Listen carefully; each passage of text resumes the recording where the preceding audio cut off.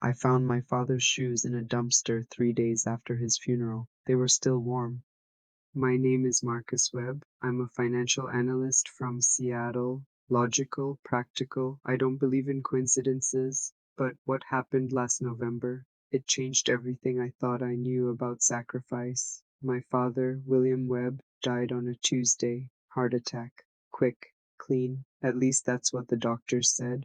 We buried him on Friday. By Saturday, I was cleaning out his apartment in the Riverside district. Small place. One bedroom.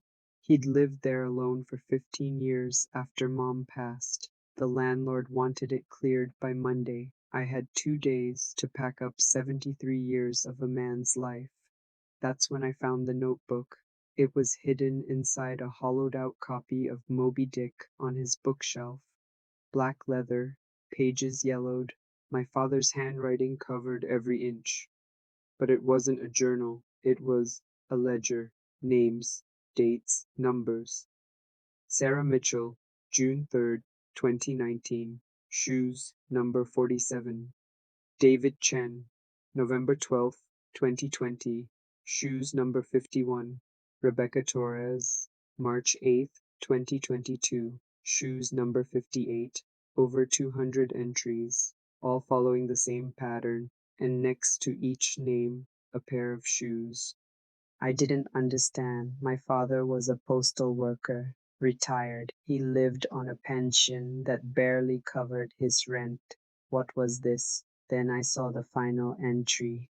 Marcus Webb, November 19th, 2024, shoes number 217. That was yesterday, the day he died. My hands started shaking. I grabbed my phone and searched the first name, Sarah Mitchell, Seattle local, article from 2019. Woman makes miraculous recovery from terminal cancer. David Chen. Tech worker survives catastrophic car accident. Doctors call it impossible. Rebecca Torres. Single mother avoids eviction through anonymous donation.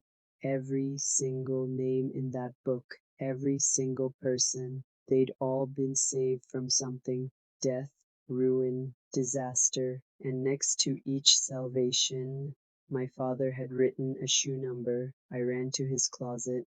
Empty, completely empty, no clothes, no boxes, just one thing remained on the floor: a pair of old brown loafers, worn down, sole peeling, held together with duct tape. Shoe number 217.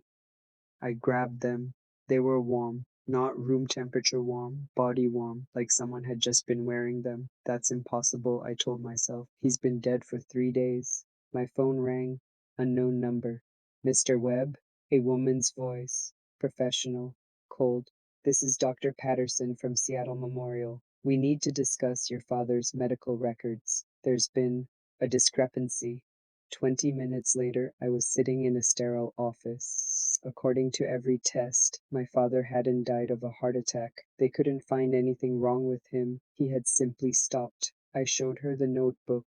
She told me about a research study, 1987, transference medicine, one person absorbing another person's illness. My father was the only successful case, and he refused to stop. Inside the folder were decades of medical records, illnesses that appeared overnight, tumors that vanished, broken bones with no cause. He'd been doing it his entire life, finding people on the edge, taking their suffering, wearing their shoes. The last entry was my name. 2 weeks earlier, I'd been diagnosed with a widowmaker heart blockage. It should have killed me, but it vanished. I drove home in silence. The shoes sat beside me. 3 days later, I saw them again in the dumpster, still warm. That's when I understood. The final sacrifice wasn't saving my life, it was teaching me the truth. I opened the notebook. Anthony Marks, November 25th, 2024. Shoes number 218. Anthony Marks, homeless, stage 4 liver disease. I bought shoes in his size. That night I wore them. The pain came. 2 weeks later, his liver was perfect. Now he works construction. I'm wearing someone else's shoes right now. Size 7, red sneakers. They belong to a 16-year-old girl named Emma. Brain tumor. They're starting to feel warm. The most profound sacrifices are the ones no one ever sees. Wealth isn't what you keep, it's what you're willing to carry for someone else. Every day we walk past people wearing shoes held together by tape and hope.